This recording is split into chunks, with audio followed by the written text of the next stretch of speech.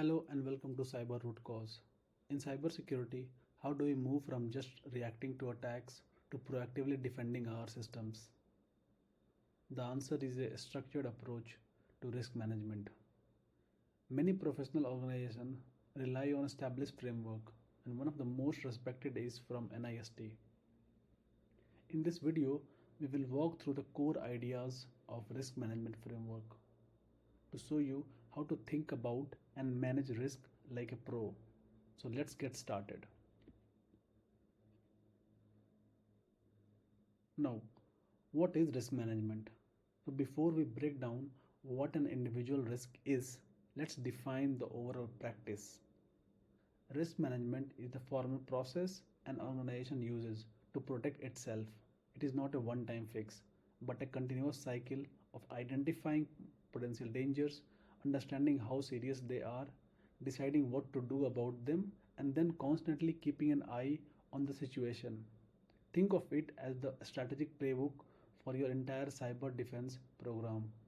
Now, to mitigate risk effectively, we first need to understand its fundamental component. Let's move to the next slide where we will dive deep into what is risk. So, what exactly is a risk? The formula is a threat times a vulnerability times the potential impact. Let's break down each term. A vulnerability is a weakness, a bug in your code, or a weak password. A threat is someone or something that can exploit that weakness, like a hacker or a piece of malware. But the equation isn't complete without the impact. Impact is a measure of harm or loss that could be caused if the threat succeeds. This could be financial loss, data theft, or reputational damage. A risk is truly significant if it has a meaningful impact. Understanding this full equation is key to prioritizing what matters. Risk isn't just one thing, it manifests in different ways. In cybersecurity, we often categorize it. First, we have technical risk. These are hardware and software problems. Think like unpatched operating system, misconfigured firewalls, or not encrypting sensitive data. Next is operational risk. These are risks from people and processes. An employee clicking on a phishing link, weak access control policies, or not having a disaster recovery plan. These are all operational risk. When risk materializes, it often leads to financial risk.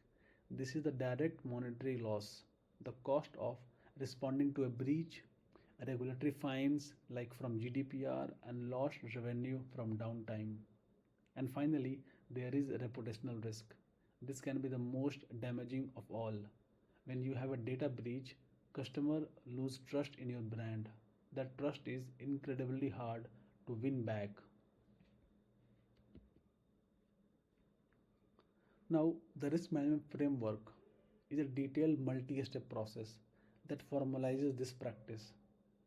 We can simplify its philosophy into four key phases that form a continuous cycle. It starts with frame.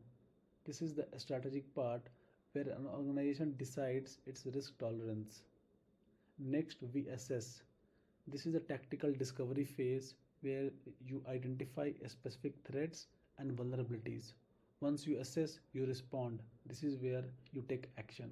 And finally, monitor. You continuously track controls, which feeds right back into the beginning of the cycle. Let's look closer at each phase. The frame phase. This is the foundation.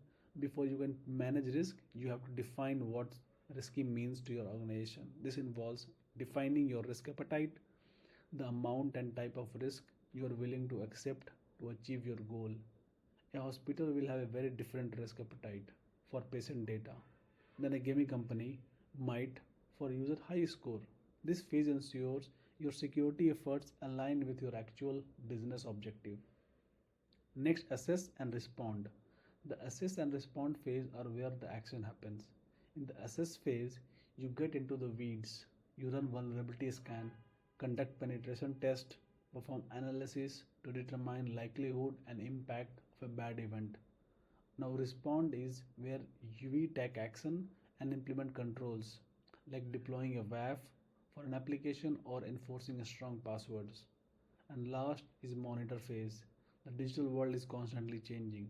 New vulnerabilities and threats emerges daily. The monitor phase ensures your risk management program stays relevant. This involves using automated tools to check your security controls, staying up to date on new threats, and conducting regular reviews of your risk assessment. It's the feedback loop that keeps the entire process alive and effective. Let's talk more about the respond phase. How do you remediate or respond to risk? You have four main choices, sometimes called the four T's. You can tolerate or accept the risk, usually when the cost to fix it is higher than the risk itself. You can treat it, which means applying a security control. This is the most common response. Transfer it, for example, buying a cyber insurance.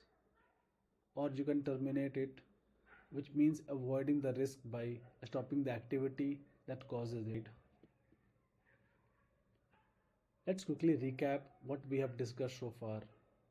First, a risk management is the ongoing process of identifying, assessing, responding to, and monitoring threats. Next, the NIST framework gives us a structured approach to manage risk.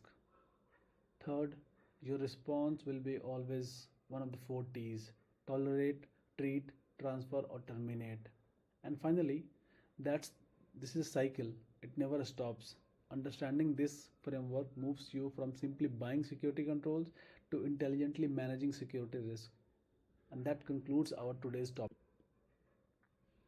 I hope this video gives you a clear understanding of risk management. In next video, we will dive deep into assess phase and walk through the practical steps of how to conduct a formal risk assessment.